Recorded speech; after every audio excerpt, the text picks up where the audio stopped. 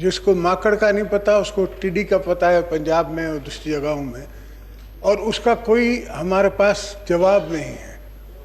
ابھی تک تو سعودی عربیہ سے دوسرے ملکوں سے کوئی امداد آ جاتی، کوئی ان کی مشینیں آ جاتی جو اس کو روکتی۔ یہ کاٹن کے لیے بہت ہی ڈینجرس ہے۔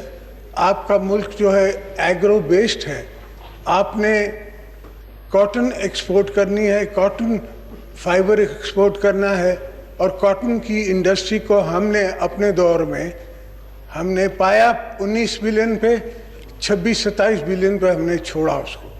اس کے بعد اس کو اور اوپر ہونا چاہیے تھا۔ بہرحال جو بھی وجہ تھی جس کی وجہ سے یہ نہ ہو سکی، وہ ملک کے لیے بڑا نقصان دہ ہے۔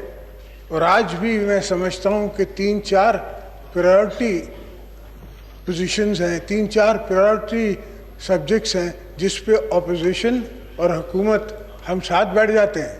ہمیں کوئی ایشو نہیں اس بات کا، اس میں ہمیں کوئی اختلاف نہیں ہے، اور ساتھ بیٹھ کے ایک پالیسی، اکنامک پالیسی پہ ہم بات کر لیتے ہیں۔ اکنامک پالیسی پہ ہم آگے چلنے کی بات کر لیتے ہیں، اور اس کو اکنامک پالیسی کو ایک ہمیشہ کے لیے اونرشپ دیتے ہیں، تاکہ یہ اونرشپ رہے۔ آج ہم تھے، کل ہم تھے، پھر کوئی اور تھا، آج کوئی اور ہے، کل کوئی اور ہوگا۔ یہ تو سلسلہ جمہوریت کا چلتا رہتا ہے، کبھی نان کمپلائنٹ ڈیموکریسی ہے، کبھی کمپلائنٹ ڈیموکریسی ہے، بہرحال وہ چلتا رہتا ہے۔ تو میں یہ جانتا ہوں، یہ سمجھتا ہوں کہ پاکستان ہے تو ہم سب ہیں، اگر پاکستان نہیں ہے تو کوئی کچھ نہیں ہے۔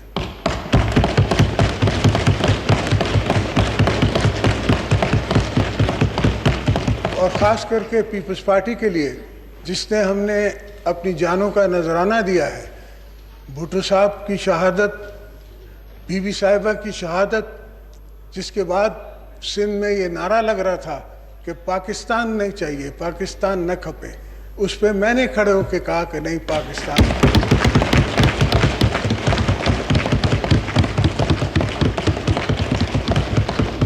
حالانکہ تب بھی میں نے 13 سال کی عقوبتیں صحیح تھیں جیلوں میں، مگر اس سے کوئی فرق نہیں پڑتا۔ انسان انڈیویجول ہے، انڈیویجول کی کوئی کیپیسٹی نہیں ہے۔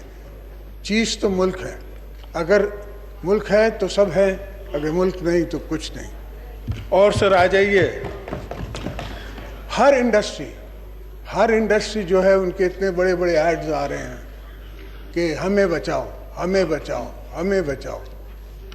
تو کیا ماجرا ہے کہ اگر اتنا اچھا بجٹ ہے، اتنا ایکسپیکٹڈ بجٹ ہے، اتنے اس میں IMF کے جو ہمیں پیسے مل رہے ہیں، تو کیوں لوگ رو رہے ہیں؟ کیوں انڈسٹریاں رو رہی ہیں؟ کیوں غریب رو رہا ہے؟ کیا بات ہے؟ اس کا مطلب کچھ تو معاملہ ہے جو ہر چیز پہ۔ اب آپ لوگ نے سرکاری ملازمین کی تنخواہیں بڑھائی ہیں، ان کے ساتھ ساتھ اس پہ ٹیکس بھی لگا دیا ہے۔ اب ٹیکس جب لگتا ہے تو اتنی تنخواہ اس کو کم ملتی ہے، تو یہ انہی سے ہم وصول کر رہے ہیں جو پہلے ٹیکس دینے والے ہیں۔ اور باقی ہم نے ایٹماسفیئر ایسا کریٹ کیا ہوا، جہاں سے میں آ رہا ہوں ان کے پاس ایسا ایٹماسفیئر کریٹڈ ہے، اتنا خوف ہے انڈسٹریلسٹ کو، اتنا خوف ہے عام بزنس مین کو، کہ وہ کسی چیز میں ہاتھ ڈالنے کے لیے تیار ہی نہیں ہے، کوئی دھندا کرنے کے لیے تیار ہی نہیں ہے۔ چیک بک پہ اگر 5 لاکھ کے اوپر آپ کے پیسے ہیں تو آپ کا FPR کا نوٹس ہے، آئیے حساب دیجیے۔ آپ پورے ملک میں کون کون حساب دے گا؟ کہاں کہاں تک حساب ہوگا؟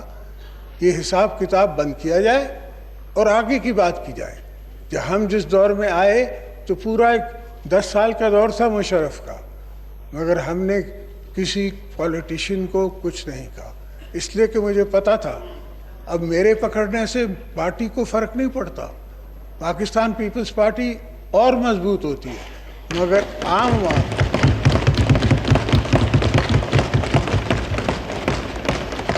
عام لوگ جو ہیں وہ خوف زدہ ہیں، کہ جی غازی صاحب پکڑے جا سکتے ہیں تو پھر ہمارا کیا بنے گا. یہ سوچنے کی بات ہے, سمجھنے کی بات ہے. ان کو سوچنا چاہیے, سمجھنا چاہیے, اور جو طاقتیں ان کو لے کے آئی ہیں ان کو بھی سوچنا چاہیے.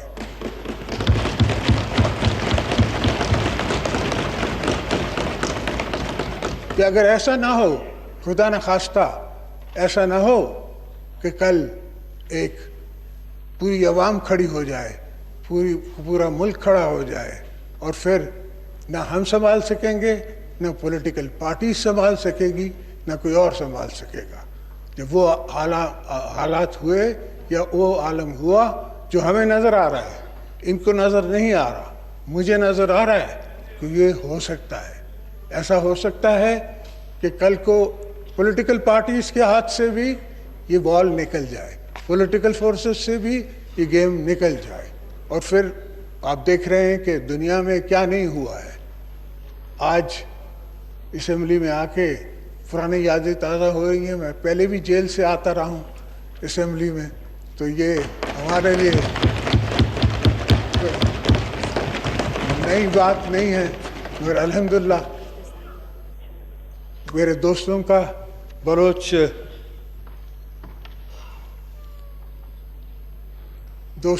بلوچستان کے دوستوں کا, بھوتانی صاحب کا, منگسی صاحب کا, شہزان بگٹی کا, ان سب کا مجھ پہ احسان بھی ہوگا اور میں یاد بھی رکھوں گا